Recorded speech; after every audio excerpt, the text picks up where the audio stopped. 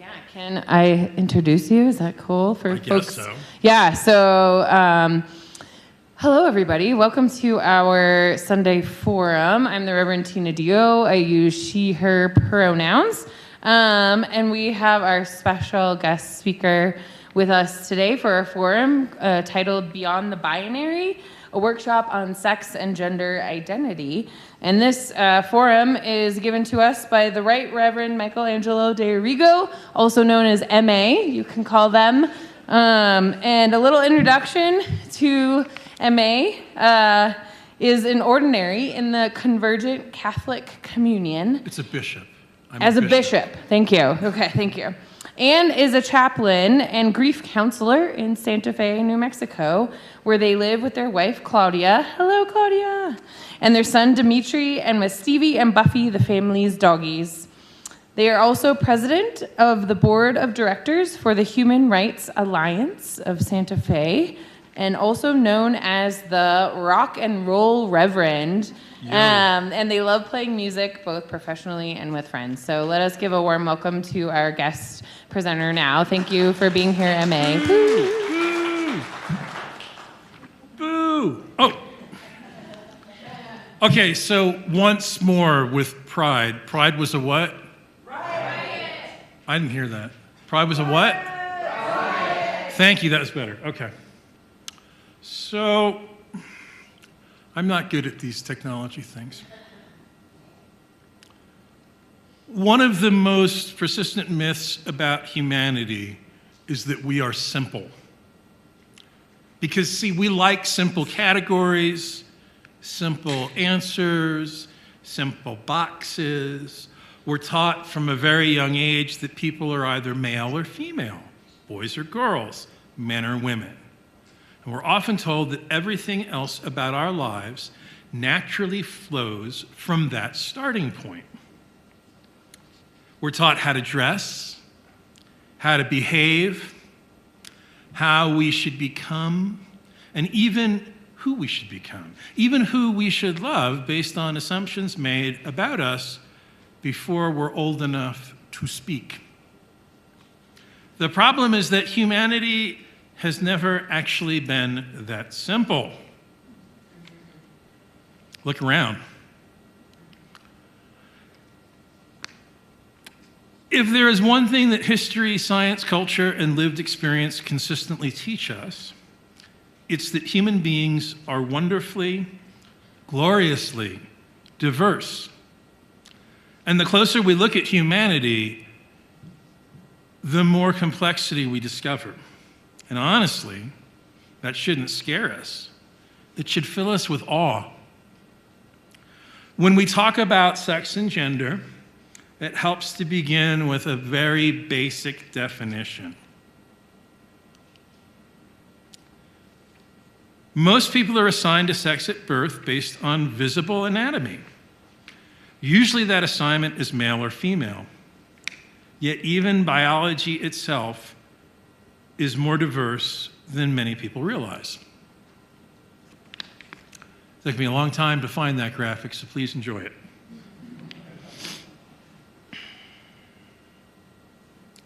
So, you heard me say before, I'm intersex.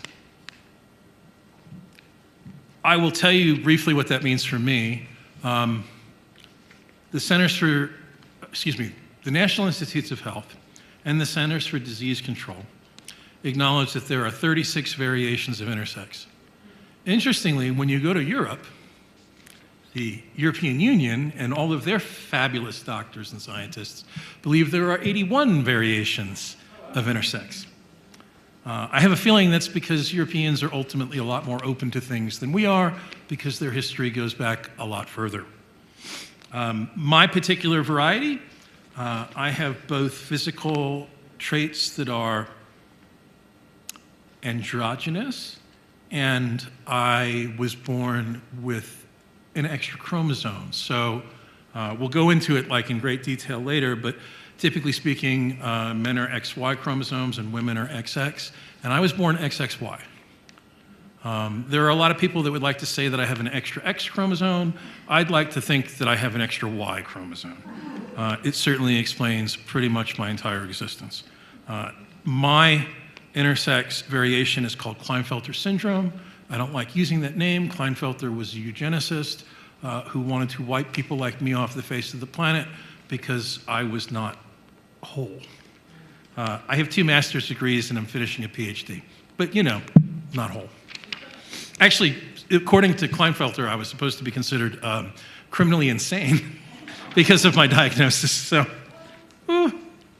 anyway, so I can attest to the nature that nature does not always cooperate with our desire for neat categories.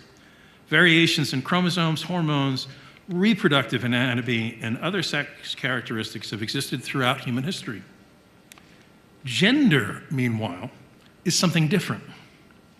Gender is our internal sense of who we are.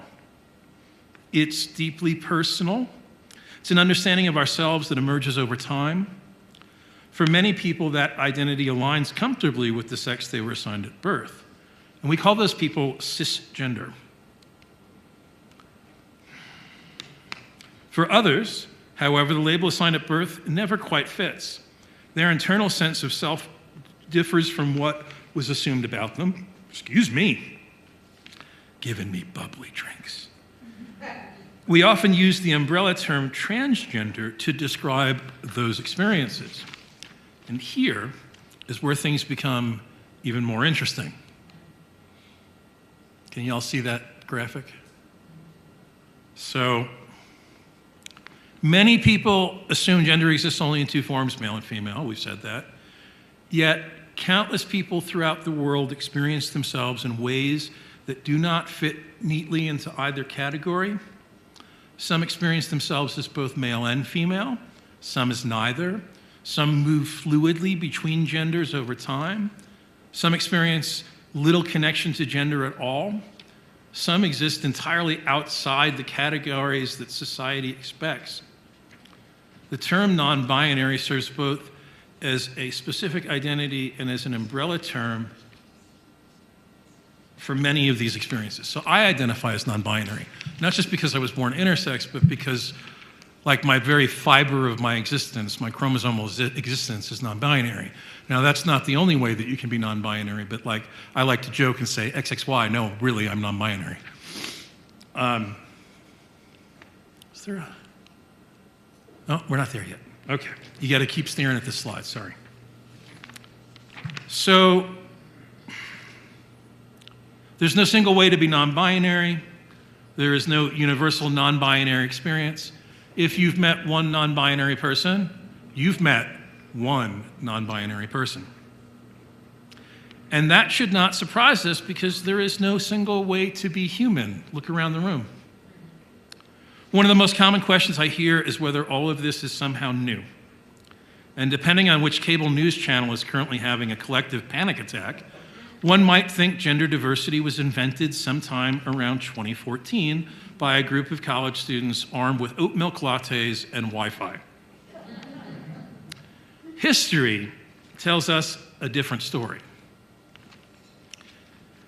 Gender diversity is as old as humanity itself. Ancient Egypt appears to have recognized more than 2 gender categories nearly 4,000 years ago. Ancient Mesopotamia included social and sacred roles outside binary understandings of sex and gender. Hindu text acknowledges people who were neither exclusively male nor female. Ancient Greek thinkers wrestled with the complexity of human identity. Ancient Rome recognized individuals who occupied unique social and religious roles that existed beyond conventional expectations. So as we move through history, the pattern becomes impossible to ignore.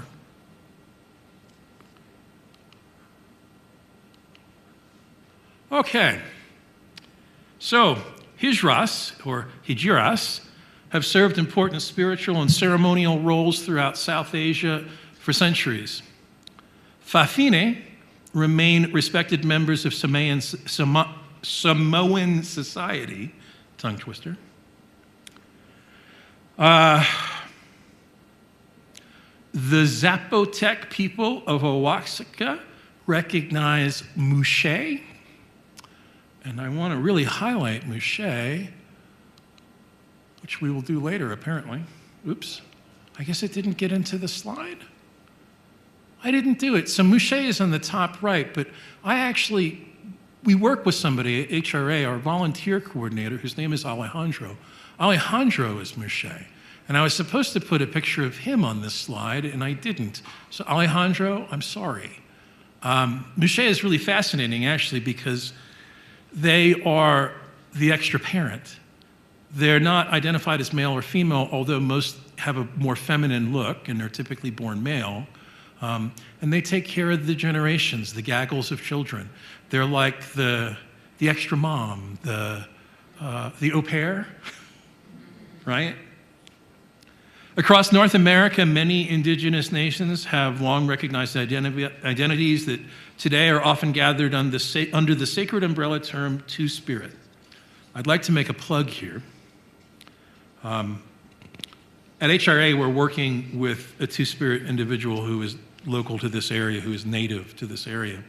And as they like to remind me, white people cannot be Two-Spirit.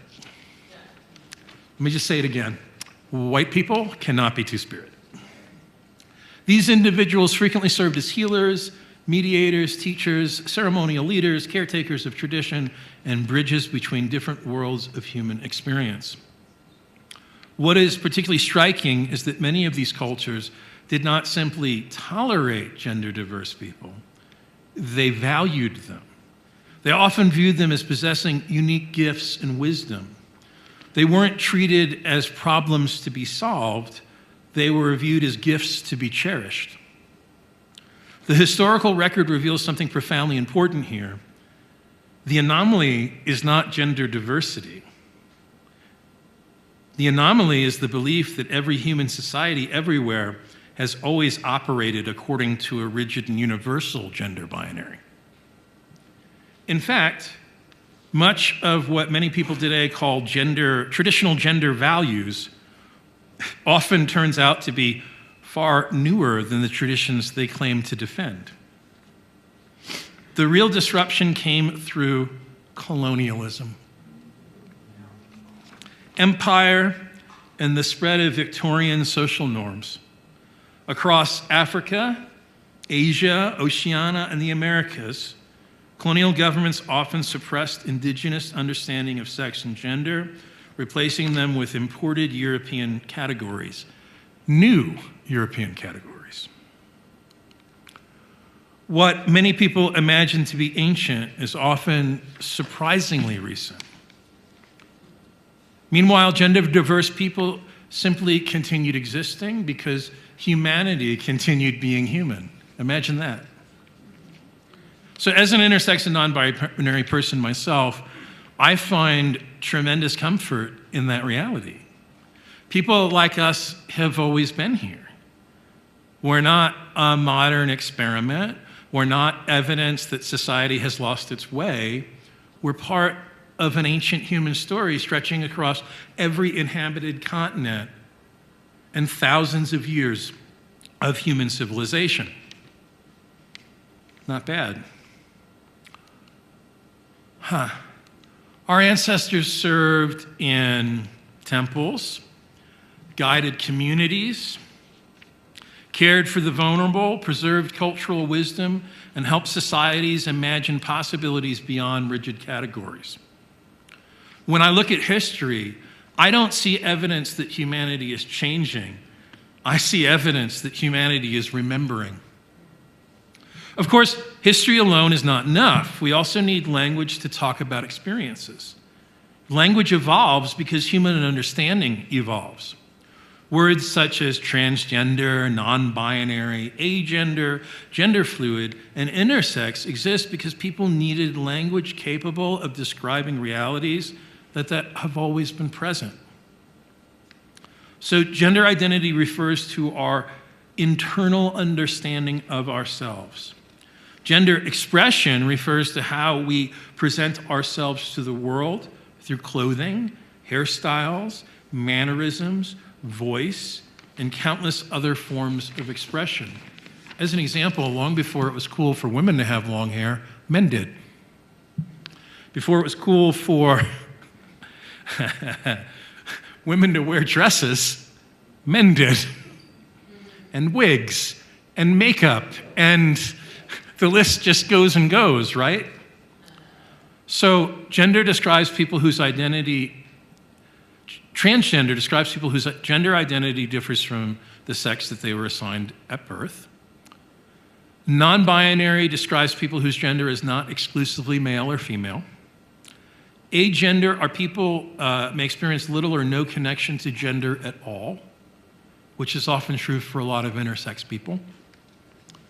Gender fluid people may experience their gender differently over time. As I said before, intersex people are born with sex characteristics that do not fit typical definitions of male or female. Two-spirit is a sacred and culturally specific term used by some indigenous communities and should always be understood within those traditions, because white people can't be two-spirit. I almost want to make you say it with me, but I feel like you guys have learned the lesson.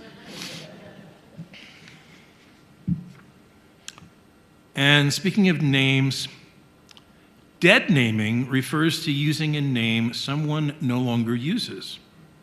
For many transgender and non-binary people, that can be deeply painful because it disregards who they are today. Claudia and I'm going off script, we're sitting at the Wingate having a less than great breakfast. And MS Now's morning Sunday edition was on, and there was an interview with Mick Jagger. And before they had the interview, the narrator of the story says, born Michael blah, blah, blah Jagger. And Claudia went, oh, he changed his name.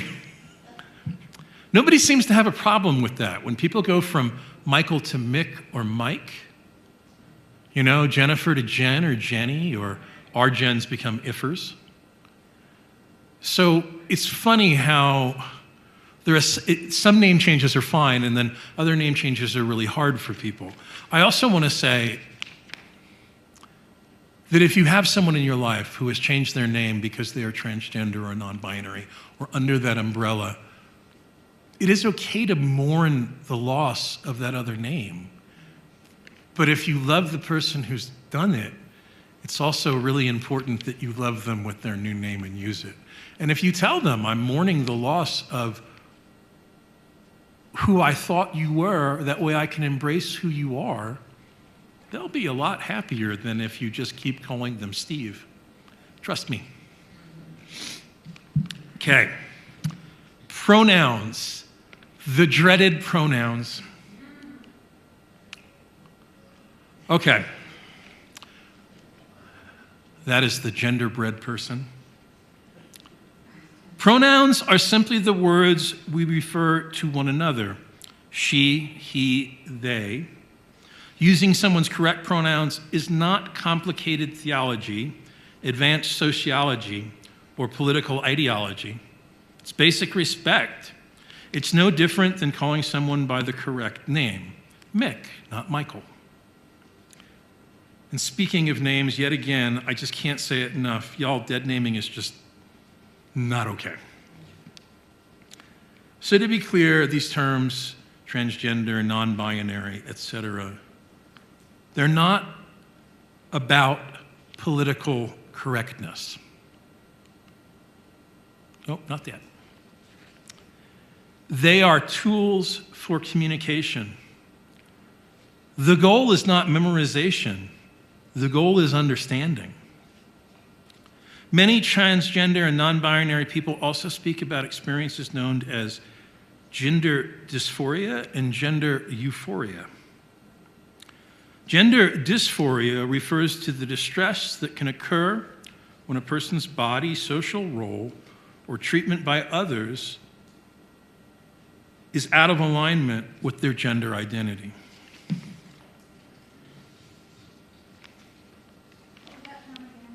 Huh? Gender dysphoria. So I can give you an example of it because I think this is a way to be funny but to be true. So I look pretty much like a dude, right? I mean, if like you saw me on the street, you'd say, sir. Hey man, how's it going? Dude. big bushy beard. Because I'm intersex, my body doesn't make any sex hormones. None.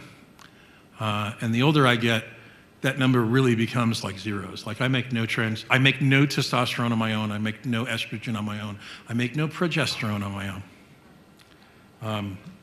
It's why I'm sterile, a bunch of other things. But the medical world wants me to maintain a narrative that they're comfortable with. And so typically people who look like me on the outside that are intersex are told to start taking testosterone, which I did. From 17 to 18, and from 40 to fairly recently, until about 2 years ago. But it never felt right. And I went through like what can only be described as a second puberty, which was probably unpleasant for my spouse. It never felt right. And I would keep getting blood work done, and my increase of testosterone would not equal to testosterone in my system. My body kept converting the testosterone to estrogen.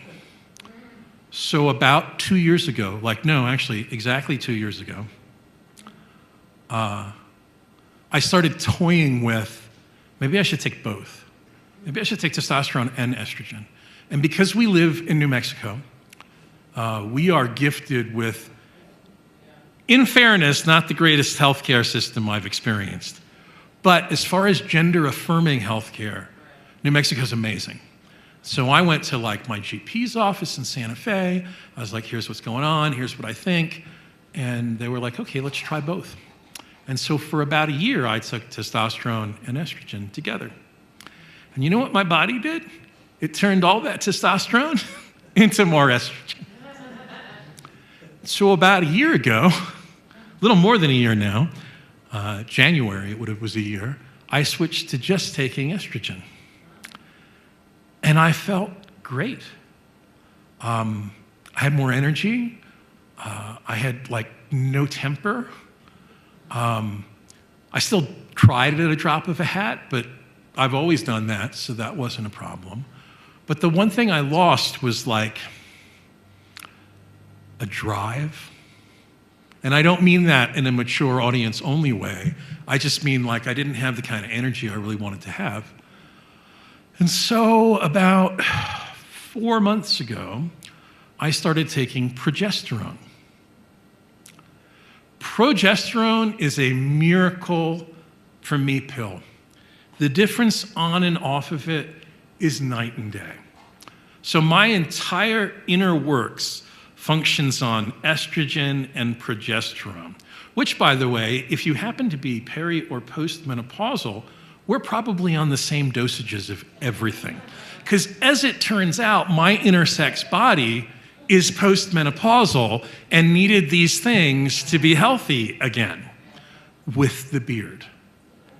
So here's where gender dysphoria kicks in. I've never had an ounce of it in my entire life. I will say that I don't have a really big relationship with my genitals, but that's always been like that, and I think that's probably being intersex. But I'm Sicilian, and I'm hairy. And it always has been a place of pride. It's never bothered me, a little manscaping. Let me tell you, something about that progesterone, y'all, I look down and the hair on my chest freaks me out. I now experience gender dysphoria from chest hair after a lifetime of having none.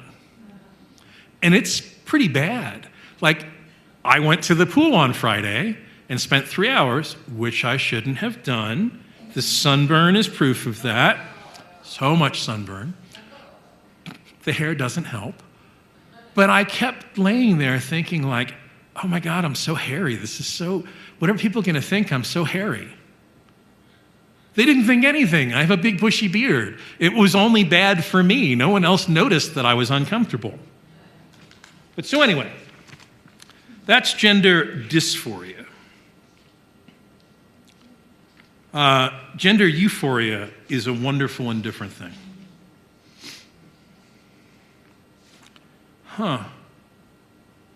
Where am I? Uh-oh. I might have to wing the rest of this. This is missing pages. Oh, well, okay, moving along. It's a good thing I know how to talk about this. So intersex realities, like I said, let's consider the 31 that are American in nature. They're everything under the sun. I have a friend, her name is Jackie Green. Jackie was actually a Miss America. Jackie was born with XY chromosomes. She absolutely chromosomally is male. Again, Miss America. Totally infertile, Miss America. The crown, the whole 9 yards. And it's funny because in recent years, she's actually come out as being intersex because she realizes, as I do, that we are the biological tie that makes the rest of the conversation a lot easier to stomach. Raise your hand if you come from a scientific background. Shocking in Los Alamos. But I mean, you know, people want scientific proof of things, and nobody can deny intersex. You know, when his orange malfeasance came into his latest term, within a couple of days, he announced that there were only male and female.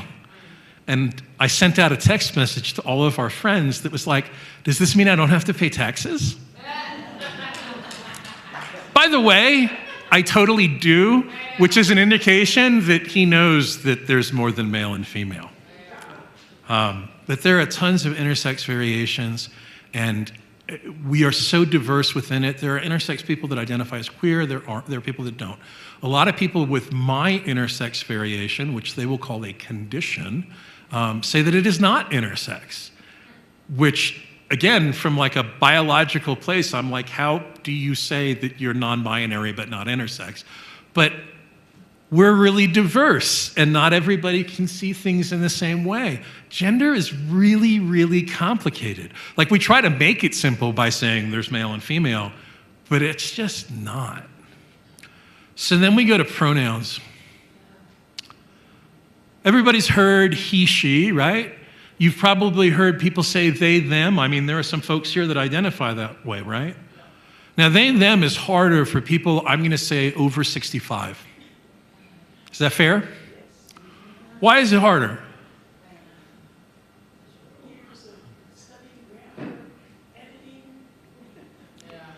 Did you hear them? Did you hear what they just said? So that was grammatically correct, right? So it's funny.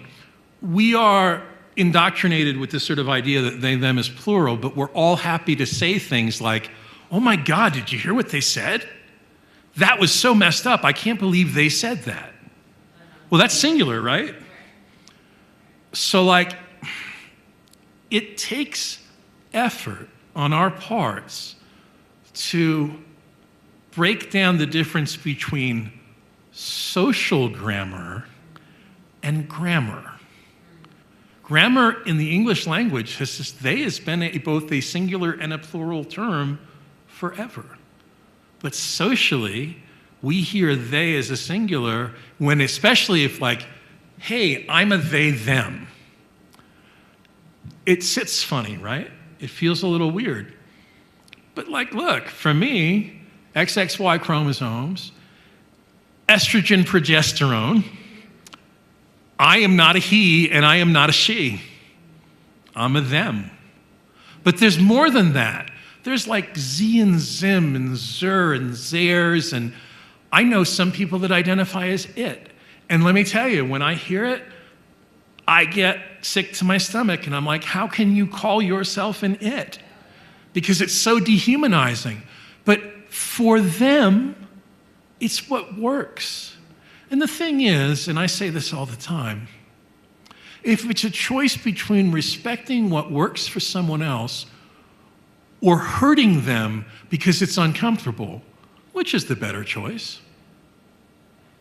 Like, when should we ever choose hurting someone because it makes us more comfortable? Because I guarantee that every one of us, in some way or another, has been othered. Women are routinely othered. If you're a scientist, if you come from a sciencey background and you were in the room with, and I know there are exceptions, with a bunch of jocks in high school, did you get othered? The theater kids, how many people othered them, right? Or the geeks, or the list goes and goes. High school is a whole othering universe. And none of it feels good. So if you have a choice, choose respect and love, because then you're not othering somebody. Okay, gender euphoria. So we're living in the height of gender euphoria right now because it's Pride. Gender euphoria is tiny little things, and it's huge, momentous things. I have a lot of friends that are trans. Honestly, most of my friends are trans or non-binary. I don't know how that happened, but it did. I seem to attract them like a magnet, and I'm good with that because they're like me. But the thing is that first time when, I don't know, you put a dress on and it just feels right, and you look in the mirror and for the first time, you're like, oh, my legs are really nice. Or I just feel so comfortable in this. That's gender euphoria. Gender euphoria is telling someone that your pronouns are they, them, and them saying, I can do that. I'm happy to call you they, them. Gender euphoria is getting rolled into a hospital, having my gender be listed as non-binary, having my medical definition as intersex, and having the nurse in the ER as I'm having bladder issues say, oh, we can give you the female wick, it'll be better. Without even looking at what was down there, knowing that that would probably be best for me. And it was, and it didn't leak, and it was awesome. But to say that that was euphoric for me, I mean, that was incredible. So it can be little things, it can be big things, and it can be everything in between. And the thing is cis people experience gender euphoria too, you just don't call it that. Remember the first time that you put on the shirt that defines you, the tie-dye, the button-down with the tie, the perfect bow tie, the bra that finally worked in a way that no bra before it had. That's all gender euphoria. We all experience it. Oh, look, there's some more what is gender euphoria. This is what happens when I go off script. So this is the flip side, the stigma. Research shows that discrimination, it's massive. 73% of trans and non-binary youth have thought about committing suicide, committed self-harm in one way or another, or have a plan. 73%. Think about any other part of your life and imagine 73% of those people. Now, being gender expansive, transgender, gender non-conforming, non-binary is less than 2% of the population. Being intersex is 2%. You have the same chances of being born intersex as being born with red hair.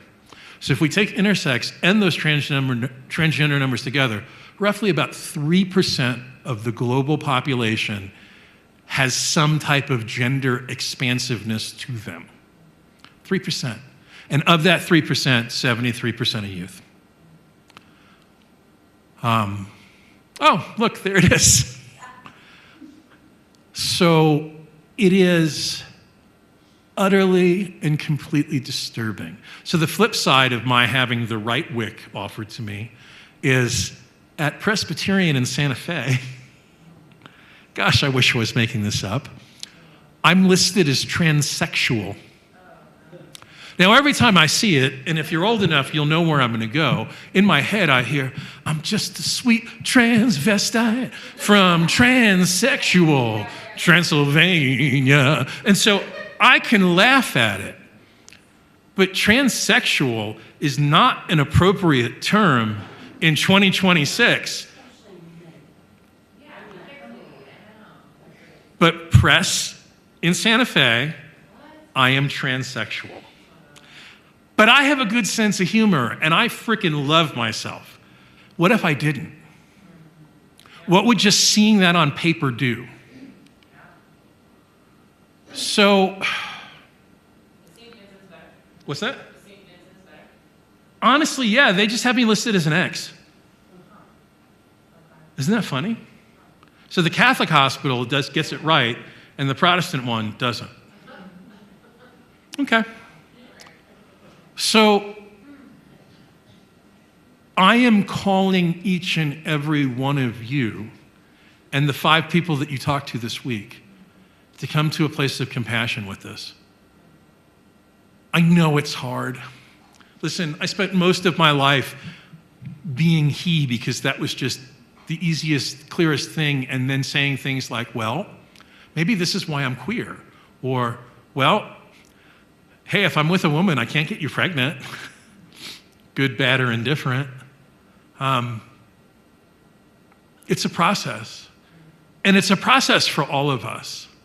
And I think that's so important because the piece of the conversation that we're not having is everything in life is a process. Everything.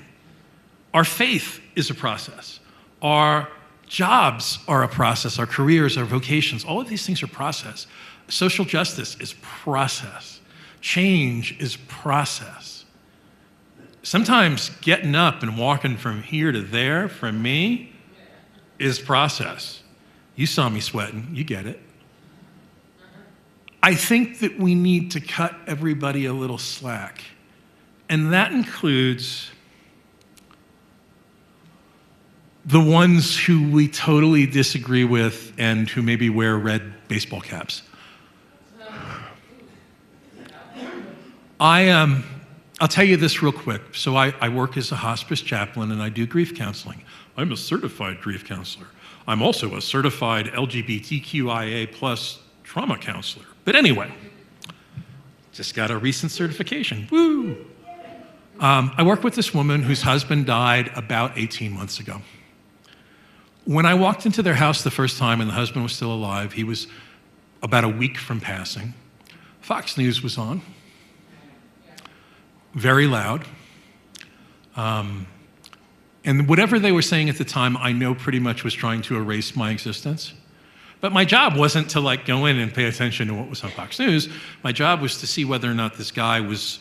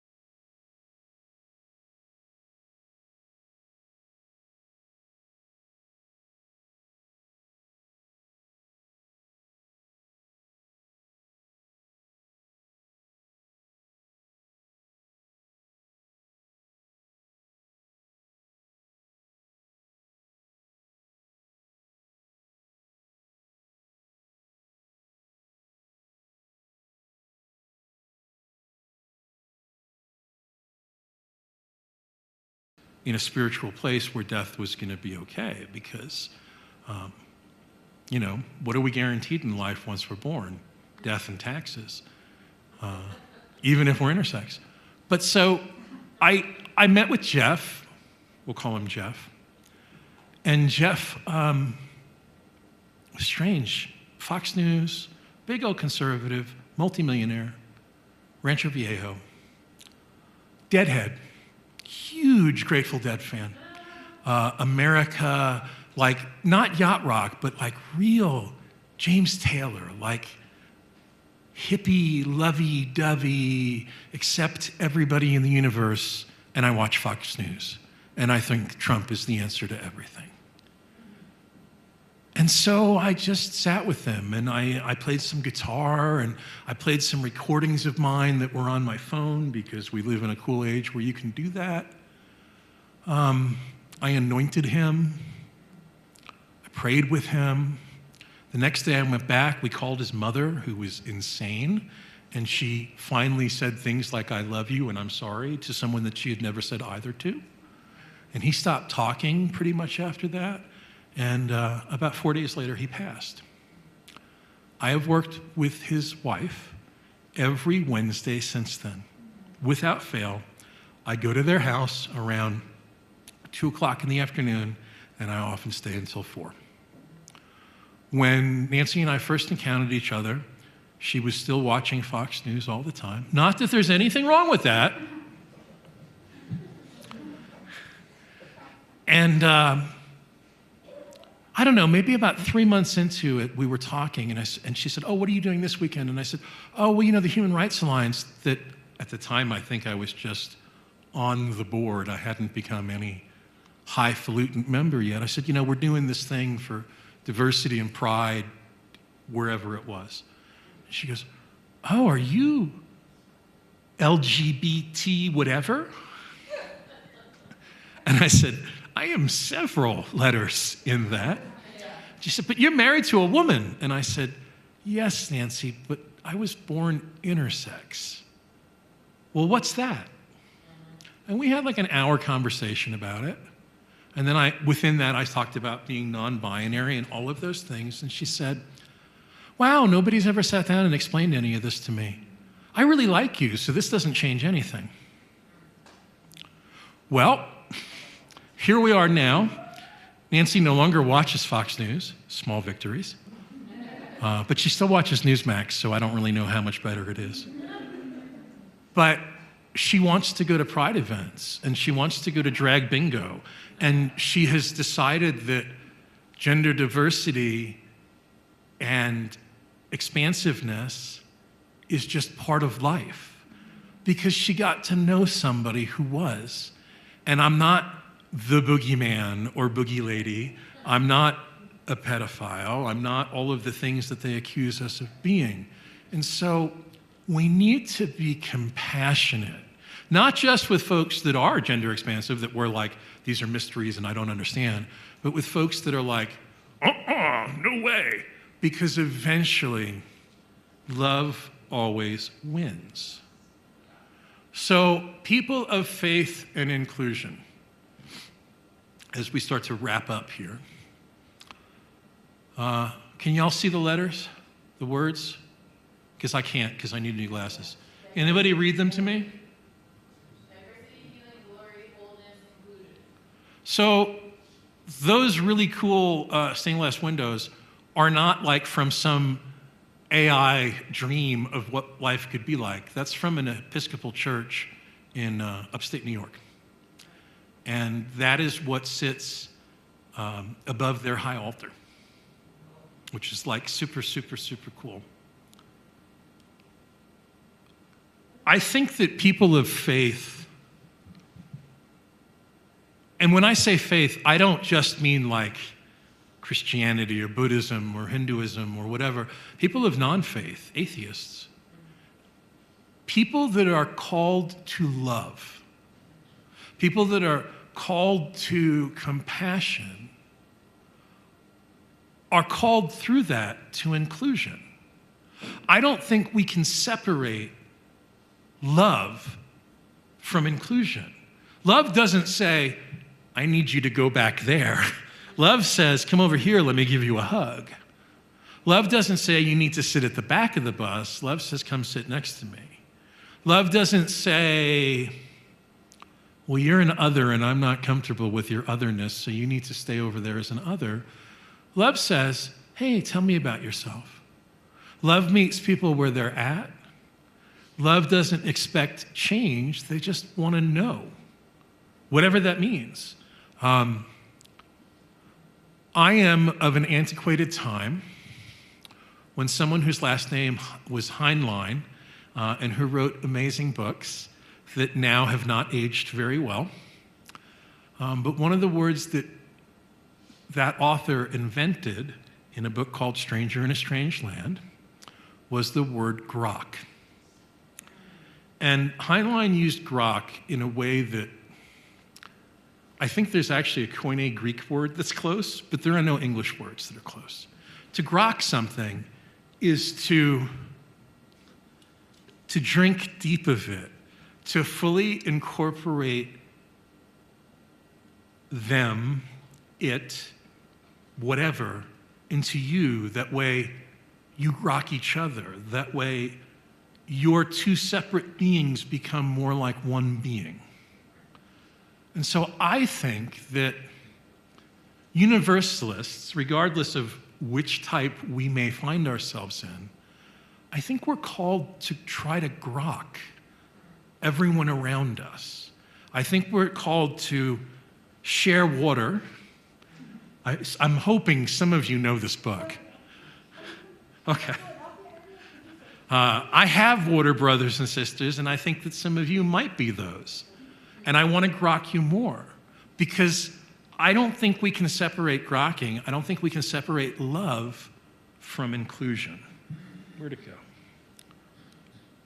So here we are. We are learning to move beyond categories into holy work as seeing one another fully, grokking them as human. Because that's what we all are together. We're human. Okay? Questions? Comments?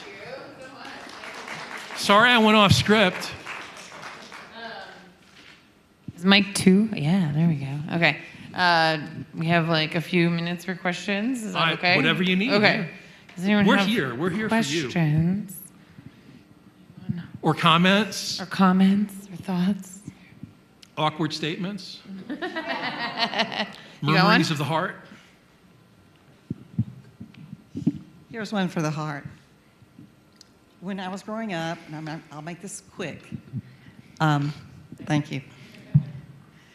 My mother had 2 sisters, and she was in the middle.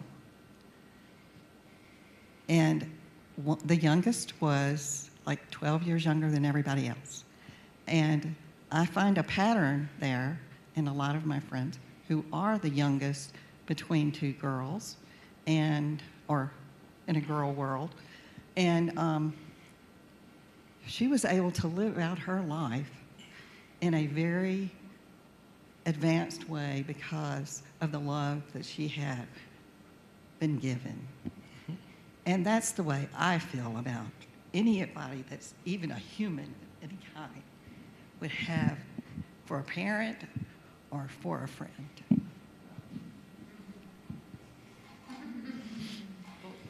Thank you. Come on now, y'all don't hop up all at once. Yeah. I'm wondering how many women who grew up as tomboys might actually have been other than boy or girl.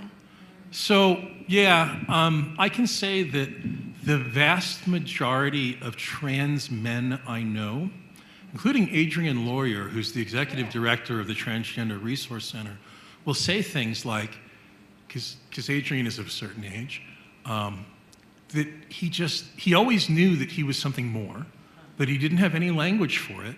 And so he was just the tommiest tomboy he could possibly be.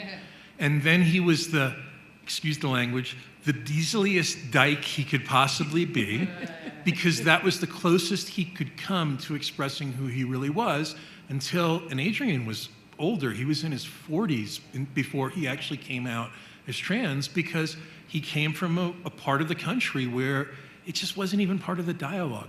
So is there a high percentage? Maybe, but there are also just a lot of really tomboyish girls. And that's great too, because see, this is the problem. We're taking a social construct of what male and female are supposed to be and then going, well, you're not all pretty and delicate and the princess, you're a tomboy.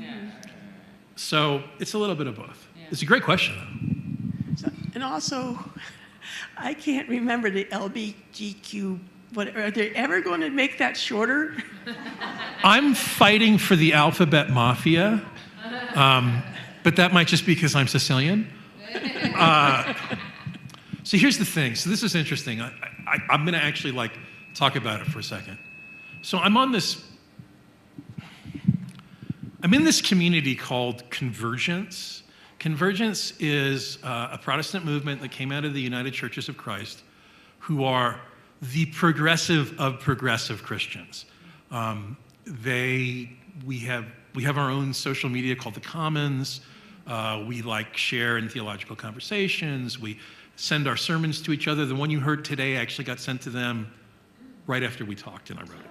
So it's already been out there. But anyway, a retired minister from Canada, who I am guessing is probably in his late 70s or early 80s, cis, but gay man, said to me very recently in an email, why isn't there an H in the LGBTQIA2S+? H for heterosexual. And Claudia was there when I read it the first time. I was like, I don't know how to respond to this without being a jerk. And so what I eventually said was, so this alphabet mafia that we use is for people that are marginalized because of their gender identity or their sexual orientation. And it's a way to create community with each other to rise up, to have euphoria.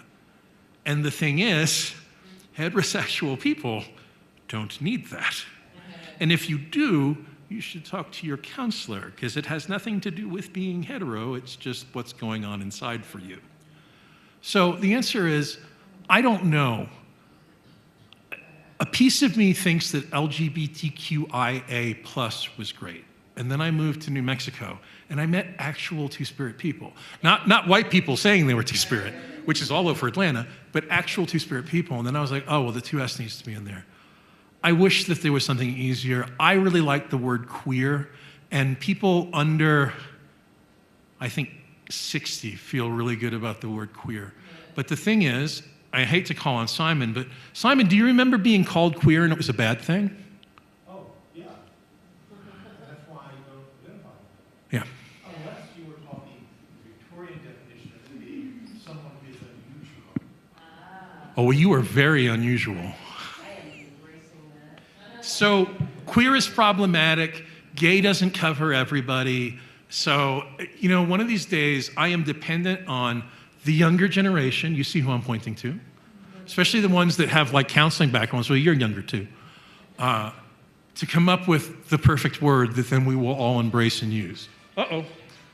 But currently, that word does not exist. Next. Okay. Did you have one? Yeah.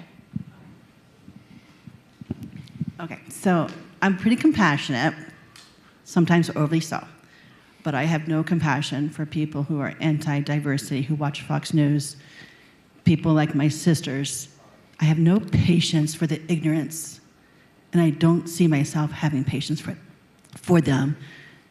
So we're almost not talking at this point because I won't put up with it. And maybe I'm making them be more grounded in their beliefs, because I cannot stand it. I cannot stand it. I won't put up with it. And it hurts me to the core that they think they're so better than everybody else, that it's their way or the highway. And I'm not evolved enough to have compassion like you do. I want to apologize for that. I just do not have it. But see, you're doing something that is at its base the definition of compassion. So this is the thing that all of us as activists routinely forget to do. You're choosing yourself first. You're taking care of you, that way you can have compassion on others. If you can't tolerate it and it is toxic for you, what are we supposed to do about toxins? Are we supposed to consume them or avoid them, right? So you're being compassionate by saying, the old adage, if you have nothing to say at all, don't say anything at all. You're choosing you and your own sanity over their insanity. And that is compassionate too. Because you and I both know that those people, no matter how much you argue with them, they're just going to keep saying they're right and that you're wrong. I mean, literally, those are the people that will say to my face, well, intersex isn't real. And I'm like, hello, right? So I'm not like really big on quoting Jesus, although I am a bishop. Jesus said to his disciples when he sent them out initially, while his living years were still there, he said, go out and, spread the good news, spread the gospel.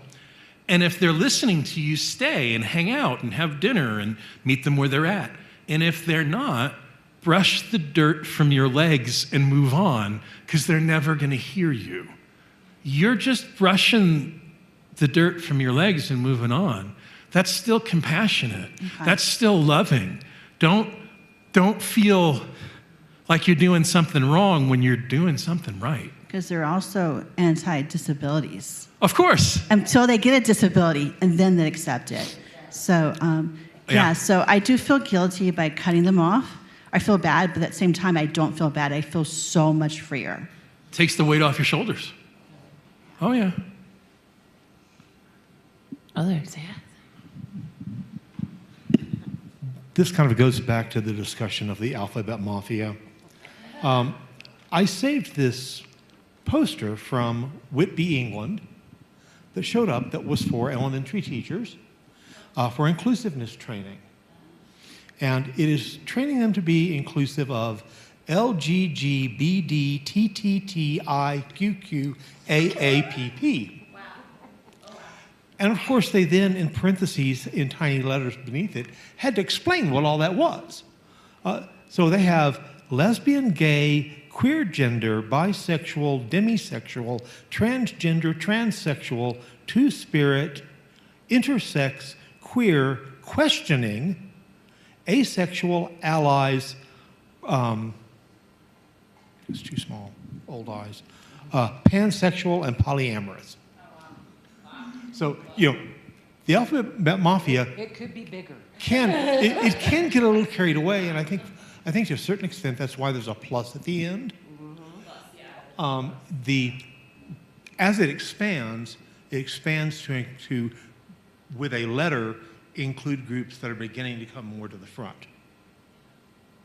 But I've always saved that because I'm like, wow, that's a big mafia.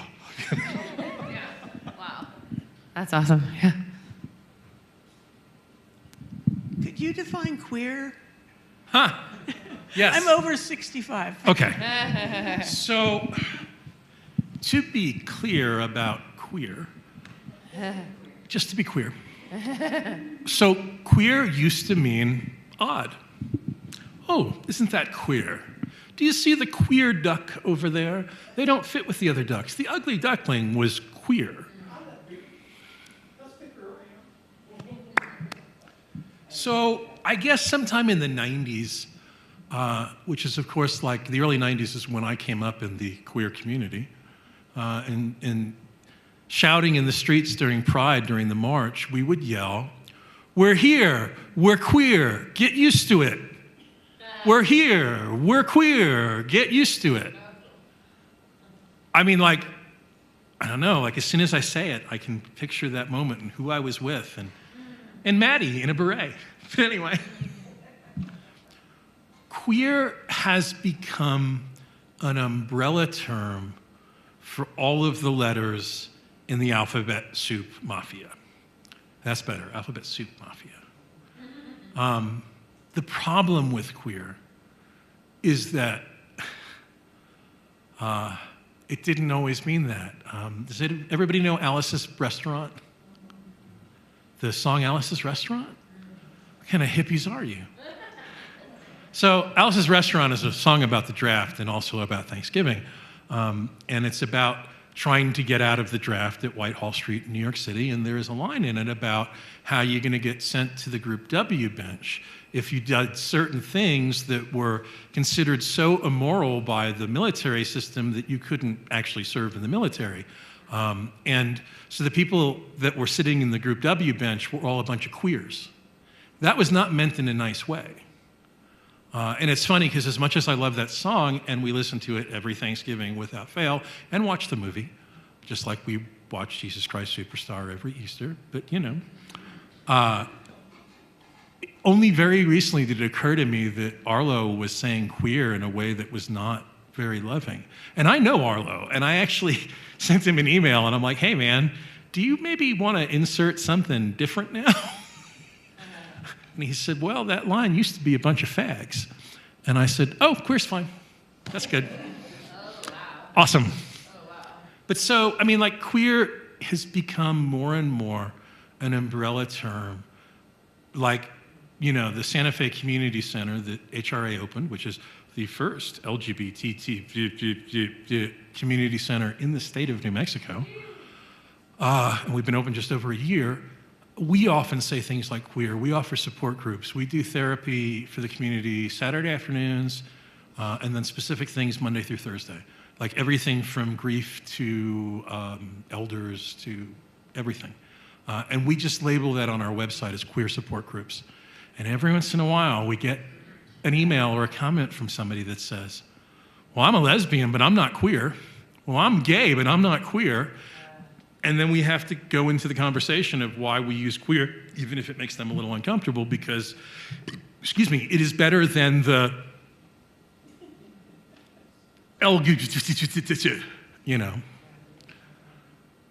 Anything else from y'all? I mean, I see these looks. Thank you for the talk. Very, very informative. When you were mentioning the cultures over the millennia that have revered people who were gender nonconforming, there was nothing in there about the Christian world except for the Zapoteca, which may or may not be. So I can give you a whole lot of history on the Christian stuff. Yeah, I'm wondering, instead of focusing on the colonizing part, what about the fact that in early, middle, late Christianity, that's where a lot of this prejudice came from? So I didn't, because I don't know why, because I'm lazy. First off, I want to say that what's really interesting about Judeo-Christian history, and I've written a book on it, there are queer characters all over the Old and the New Testament. There are people that are so absurdly queer it's not even funny. Jonathan and David come to the top of my mind in the Old Testament. But like Shadrach, Meshach, and Abednego were probably intersex. They were definitely eunuchs, as was Daniel, by the way, just as a side note. Sarah and Abraham were considered tum-tum. It's why it was such a big deal when they did reproduce, because they started with nothing, literally, in the Mishnahs. Yeah, so Christianity is largely responsible, but it's new Christianity. It's Victorian Christianity. It's the Church of England through colonization. And then in other ways, it's through the Roman Catholic Church. But the thing about all of it, and this isn't a defense, is that irony of ironies, to this day, and not that I think it would ever be enforced, but so for instance, in Roman Catholic codified law, in the canons of the Roman Church, you can be a priest and be intersex. You can be a priest and transgender as long as you are so passing that nobody would ever question your transness. But you can't be a priest if you're transgender female, because you can't be female and be a priest. No, the church is almost wholly responsible in the last 400 years of pretty much the entire notion of gender identity, of how things are a binary. It's all about a binary because it's all about control. Why the last 400 years and not the Middle Ages and the early Christian So this era? is fascinating. The early church didn't have a problem with any of it. The early church embraced it. There were same-sex marriages. In the eastern side of the church, from the 600s onwards, that we still have recorded, there's Sergius and Bacchus that were buried together holding hands. There are several saints, both in the Eastern and Western Catholicism from the Middle Ages and before, that were obviously transgender and or intersex or some other gender expansive person. Everything changes in Christianity when the church centralizes completely in Rome, and then very specifically when generational churches start to happen. So generational churches were, I'm a priest of this parish, and my son will be the priest of this parish, and his son will be the priest of this parish. So the problem with that is just that parish wasn't owned by the church, it was owned by the family. And so Rome wasn't getting the tithes that it expected. So all of a sudden, all of these things that we now take as Christian fact and tradition start to cement in different ways. Because they needed more control, they needed more power, and they needed to create more others. Because othering is always the way to maintain power. Look at Washington right now. Christian history is so messy and horrible. And I've said this a million times, I will take it to my grave. It doesn't even really matter who the president is. If Jesus came back today, at best he'd be deported, and most likely he'd be executed again. We are not living in a world that recognizes the actual teachings of any religious spiritual path. We always put it through, and especially here, an American filter. And Americanism is rugged individuality and exceptionalism. And inclusion and compassion do not align with those ideals. Does that answer your question? Yeah, thank you. Yeah. We're going to wrap it up here. Does anyone else have really pressing things? Okay. And I just wanted to say, too, that you had the slide up there. Maybe if you went back a little bit. And this was, like, very eye-opening to me back in the day when I learned it. Like, let's see. Keep going. That one. Yeah. The next one. Sorry. Yeah, that one.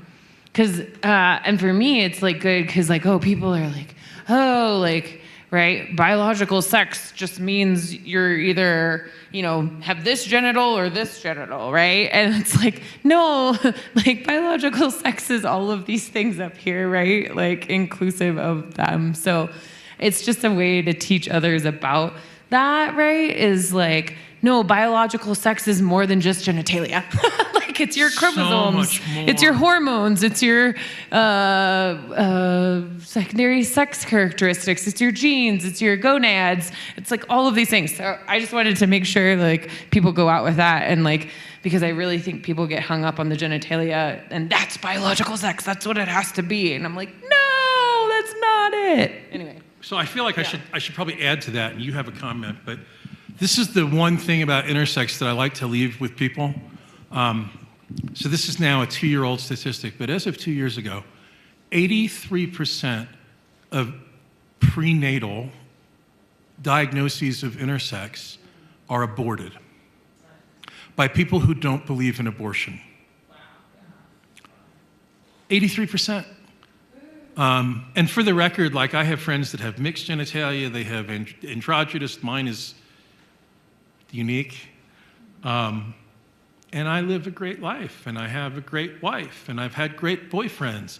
Apparently one of them I was even married to, but that's a whole nother story. I do really believe that when we talk about gender identity and all of this, that intersex is the scientific key that unlocks everything. You can't deny the fact that I exist. Well, I mean, you can, but it's really hard to do. Again, I still have to pay taxes. And they let me vote currently. So you have one more. I saw a hand go up. Well, you've got the stuff. Any burning desires, as they say in AA? Well, thank you again. Yeah. Thanks, y'all.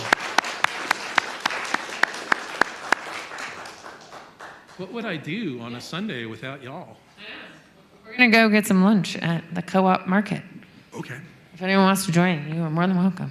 Yeah.